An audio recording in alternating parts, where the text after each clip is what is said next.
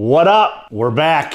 Episode 3. Got my main man T here. You're going to be seeing him all the time because the guy got a ton of value to bring to the world. Never perfect. Like I always tell you, is going to be straight from the heart. Pure value that we want to bring you here. We're not scripting this thing. It's not coming from ChatGPT. It's coming right from us and what we're thinking about and what we have. And today I'm excited because over the last couple weeks, I've done 2 keynote presentations at 2 separate masterminds in the real estate space. And obviously, if you'll follow me anywhere, which is probably right, it's episode 3. It's probably why you're watching this in the first place, is because you already know who I am and what I do and what we do as a business. And so we appreciate your love and support and all of those things. You've probably seen me keynote and or, right, have seen content online of me keynoting. And I want to bring that to you because I think public speaking, right? So I just want to get in a conversation. T's done a ton of it as well. You know, even before he and I were working together and all of that, he was traveling. I mean, this dude was in Australia on stage talking, right? So he has plenty of experience there and all of those. And I think that it creates this feeling of euphoria, whatever the heck that word is. Whatever. I can't speak, whatever, right? That it gives you, and it's always nerve-wracking. And at the last one, someone said, "Are you nervous?" right before I went on stage. And I looked at him and I said, "I don't know that I'm nervous, but I was nervous." And you feel the nerve. And I said to him, I said, "I don't know that I'm nervous, but yeah, I'm nervous. I don't think I'm ever not nervous when I do it," right? And it's like, it creates this big, build up internally, right? And so you get all excited, and I'm always pacing before I do it. And so I think it's pretty cool. I just wanted to dive in and do a little bit more. But before I do a little bit more, I just want to get your opening thoughts of public speaking and kind of like, how do you feel about it? You get nervous. Yeah. But it's so fun. Yeah. I always did best when I know my topic, very little preparation, and then go let it flow. Feel the crowd, let it flow, and but like you said. But do you worry? Like, do you worry you're not going to get the point across that you're trying to make, or the sale, or whatever it is that you're doing? So let's, by the way, make no mistake about it, right? Keynotes are to add value, certainly, right? But 95% of the time, keynotes are to try to figure out either a sale, maybe they're closing from stage, or maybe they're not. But the reality of it is you're doing that to bring value, right? Yeah. So if you're going to conferences and you got a bunch of speakers up there, like, you're there to be sold. And I think you know that, but like, let's just call that spade a spade, right? But yeah, go ahead. At first, yes, but after doing it for a while, I didn't. I knew what I was going to say, sorta, and just let it flow. And I knew what I was saying had so much value that it was going to connect with some people and not connect with other people. Yeah, well, how does that make you feel, right? Like, is that, okay, how do I get a message across to everybody? I don't think I try. I think that like anything we present, anything I've ever presented, I know it's going to meet some people's needs and not meet other people's needs. Yeah. Yeah, no, I think that's fair. And I think that's the same for me. It's like, look, I want to bring value to the audience. And I think there's studies done on the audience, right? And so, maybe to dive into this a little bit more from my perspective, like, I paid for coaching, and shout out to Brandon, a good friend of mine. He changed my life as far as that. And if you don't follow Brandon, in my opinion, he's a top 5 keynote speaker across the country. I mean, he moves people. Yeah. Like, he really moves people because he is so passionate, he cares, and he brings real value to the table. And I learned from him. And there's so much that goes into NLP and how you do things. Like Ed Mylett, if you're following me, you probably know of Ed Mylett. Most claim he's a top 5 speaker in the country, in the world, maybe ever. No doubt. And he's good, and he makes the audience He'll have you laugh, cry. Yeah. Middle, laugh, cry, like amazing. Yeah. And so, they say it's not about the value content that you bring them, it's about how you make them feel when they leave. And so a lot of times, the truth is, I actually tested this because Ed Mylett had spoke at a mastermind, and I wasn't at the mastermind when he spoke. I asked about 10 people afterwards how it was, and everyone was unbelievable. I said, "That's amazing. What did he talk about?" And not one of the 10 people could answer. Not one thing that he talked about. Yeah. Literally. And I'm like, yeah, it's about how you make them feel. And so why do you think, right, if that's the case, why do you think people are so dreadfully scared of public speaking? Oh, I don't want to say insecurity, but worry about being judged, worry about how you look to other people. And it's scary. I mean, you're standing up in front of 10, 15, 100 people, and in your head, you're judging yourself the entire time. So I think a big part of it is getting out of judging yourself and just being free with whatever happens. Yeah. How hard is that? Really hard. It takes practice. What do you do? How do you practice? Tell me more. The way I practiced was by doing it. Yeah. Literally, like when I was 16 years old, my dad would take me to real estate investment meetings and give me a stack of flyers. So this would have been back in 99. and say, go out there and bring me back 20 business cards. And I'm talking to 40, 50, 60-year-old men. And then after doing that for a few months, he'd say, all right, we have a 5-minute spot at the beginning of the meeting. You have to go up front and talk to all these people. We were selling mortgages at the time. Yeah. And I didn't know any better, really. It's like taking they say sometimes the way. So how did you practice? Were you backstage practicing what you were going to say? Or just because you did it all the time? I just thought about it and went and did it. You know me, I don't, sometimes one of my faults is I don't put too much thought into it, which could be a benefit. Yeah, same. Like it's funny that you were saying that because it's like I don't practice a ton. I try to mentally prep in my head prior. I do love getting to the place first to experience the room so you can connect easier through the conversation. Well, good point. I always network ahead of time. Yeah. I always network ahead of time, and then I try to pull into the beginning of my when I'm up front, a conversation I had with someone in that room. And I think I never realized it, but that makes me feel connected. Yeah. But I'll take a step back. I do lie. I always like, if I'm flying somewhere, I would have bullet points. Really? And I would just say it in my head a few times, maybe get to the hotel room, say it 1 or 2 times. But I always felt the more scripted I was, the less effective I was. Well, yeah, agreed.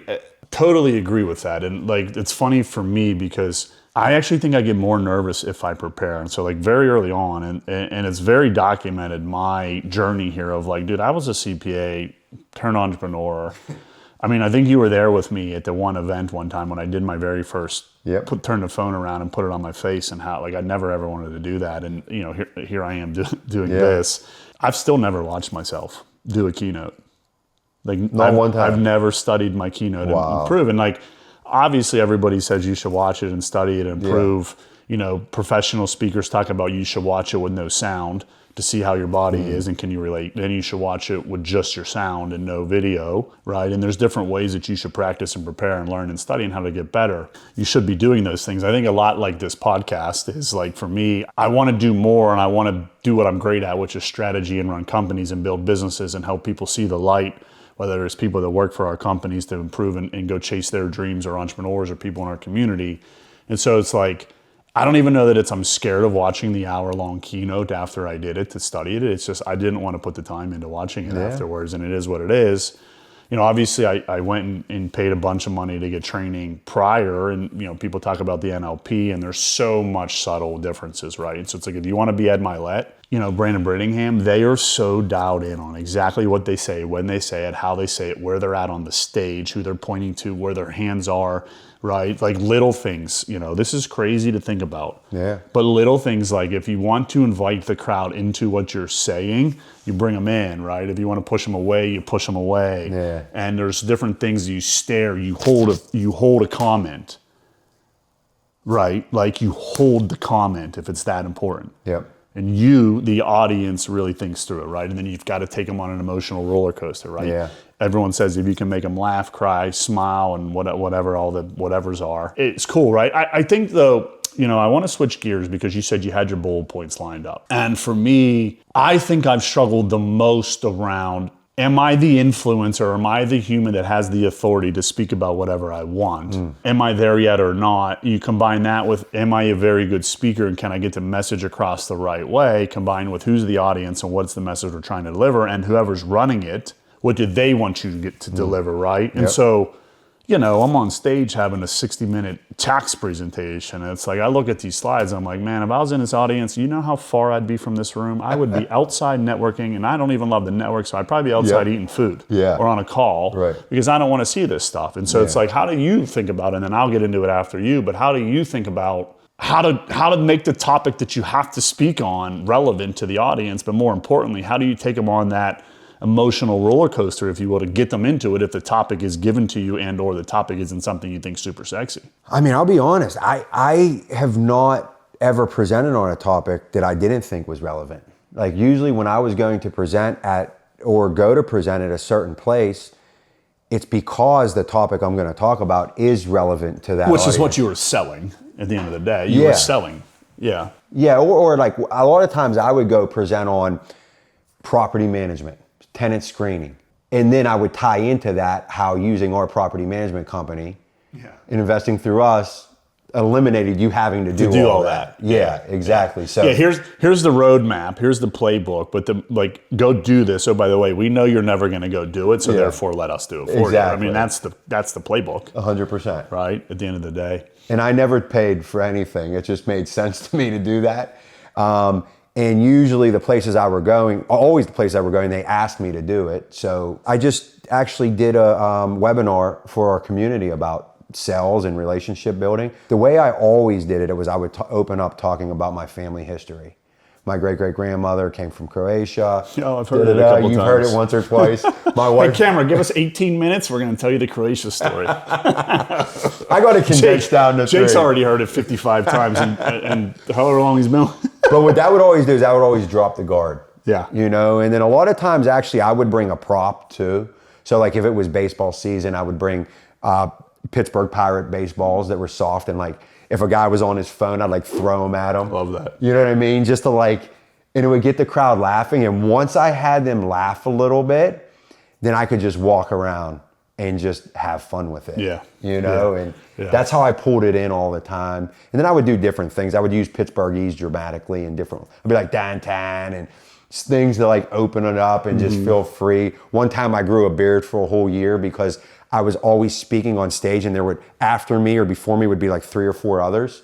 So the way I stood out was my Pittsburghese, my beard, my Bubba Bazicevich, and making people laugh. Yeah. So I always went for those kind of angles. Yeah, same. And I think that's, over the past couple of years now that I've been doing it more, I certainly I've learned a ton naturally right through it. I'm a massive believer in critical thinking around how to get better, improve at everything that we're doing, even though I don't study it and put that time in on that back end. I do those things, and I always self-reflect. Every night before I go to bed, I self-reflect on how to improve on my life, meaning what are the things I've done wrong and how do I improve on them? So obviously, I think you get such an emotional high every time you do it. And I think everybody's full of shit, straight up, if they don't get this crazy emotional high. I know, talking to Brandon through some of those things, like Brandon always says, dude, like, you're drained after. I never forget the very first time I did it. I literally sat in a chair for 2 hours and couldn't move.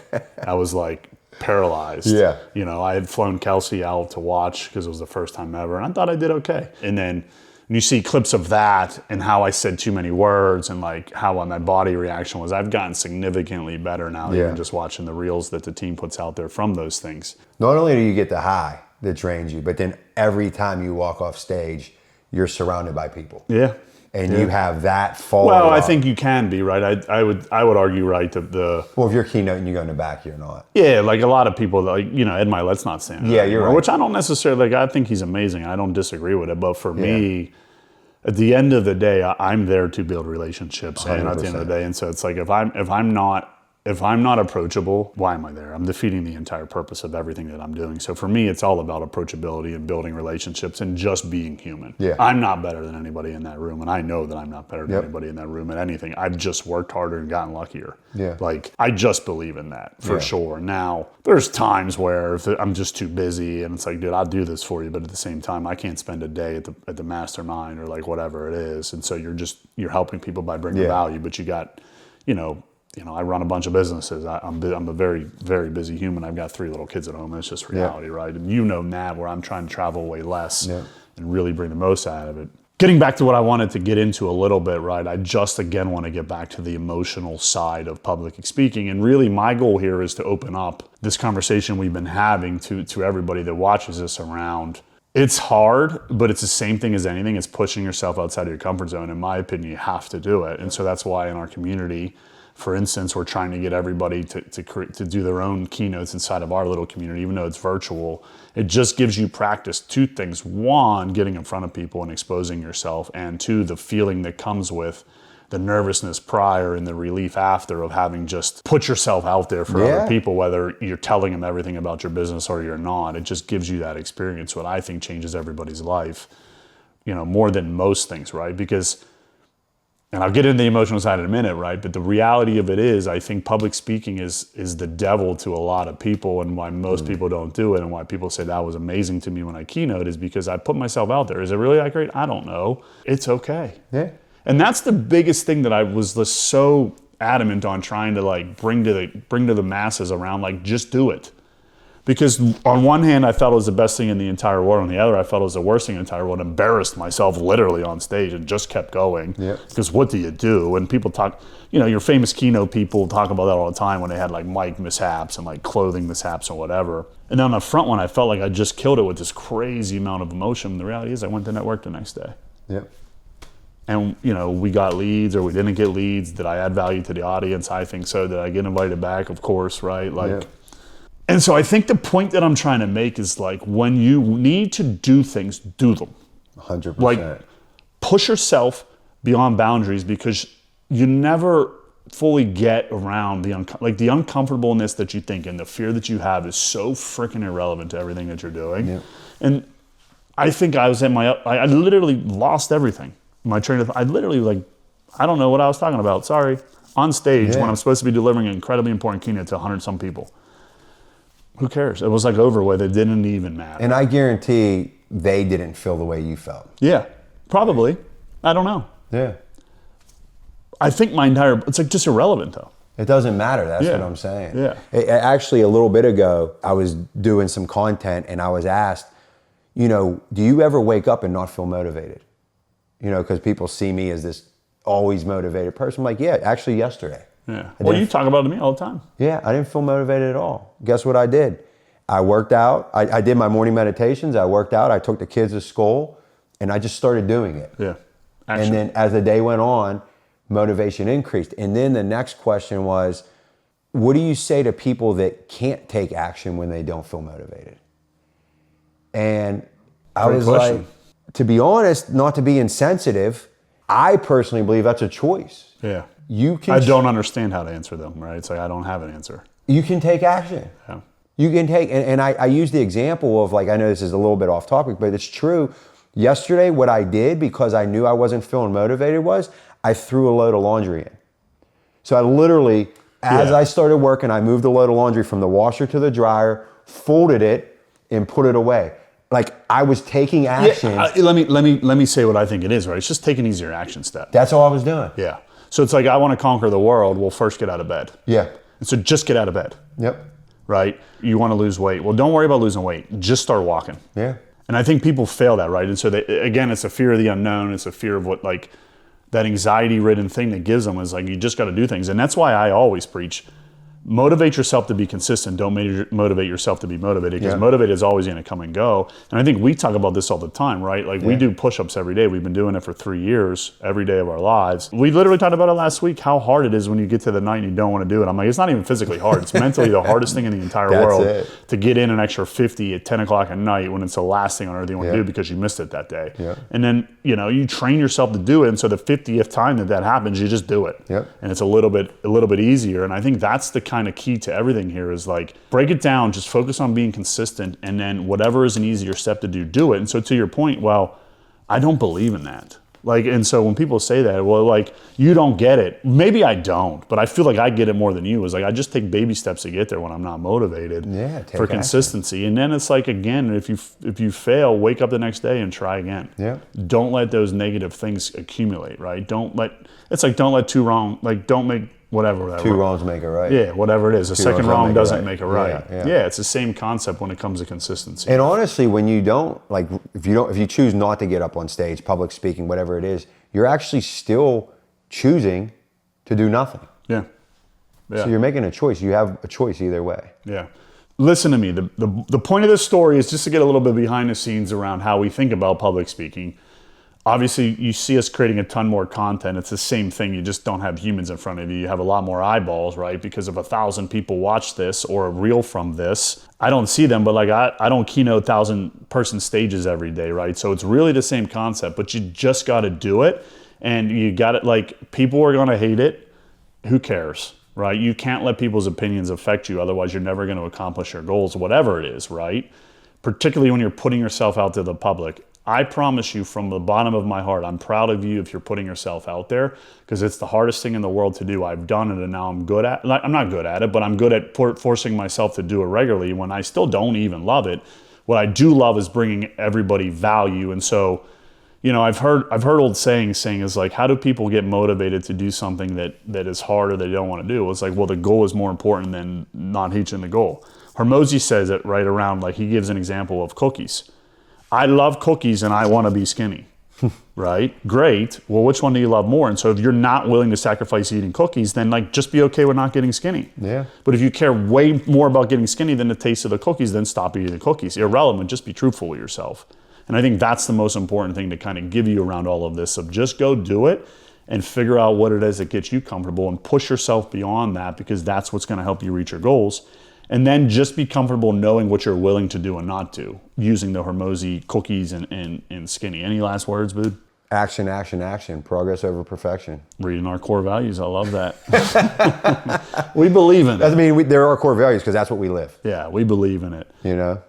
Episode 3, done and in the books. We're bringing you 3,000 of these things. As always, my man Jake behind the camera here, taking care of things for us. We appreciate you. We'll be back with some more. Appreciate you, my friend.